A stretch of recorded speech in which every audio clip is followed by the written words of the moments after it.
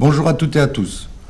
L'actualité fiscale est souvent fertile en nouveautés. Cette année ne déroge pas à la règle et la grosse nouveauté de cette année, c'est l'accord de coalition fédérale.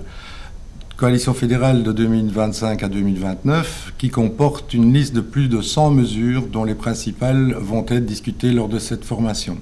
Attention toutefois, il s'agit d'un accord de coalition fédérale, donc un accord de gouvernement, et rien n'est encore voté à l'heure où je vous parle. Il ne s'agit donc que de projets, de choses qui ont été mises dans l'accord de gouvernement.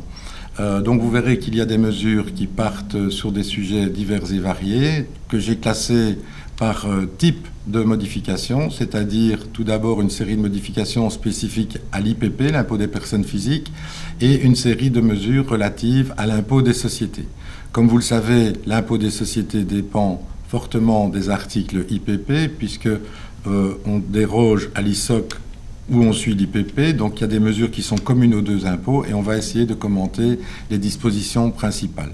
Bien sûr, ce travail n'est pas exhaustif sur l'accord de coalition fédérale. Je me suis concentré sur les mesures IPP et ISOC, mais cet accord reprend également des mesures sur les droits d'accise, sur les droits et taxes diverses, sur la TVA, sur des mesures diverses et variées, sur de la procédure, sur des droits d'enregistrement, sur du droit fiscal international, donc sur de l'IPM, sur bien des choses. J'ai essayé simplement de faire un exposé introductif sur ce qui nous attend éventuellement en 2026 si l'accord de gouvernement est mené à son terme et si les textes ne sont pas modifiés par rapport à ce qui est repris dans cet accord.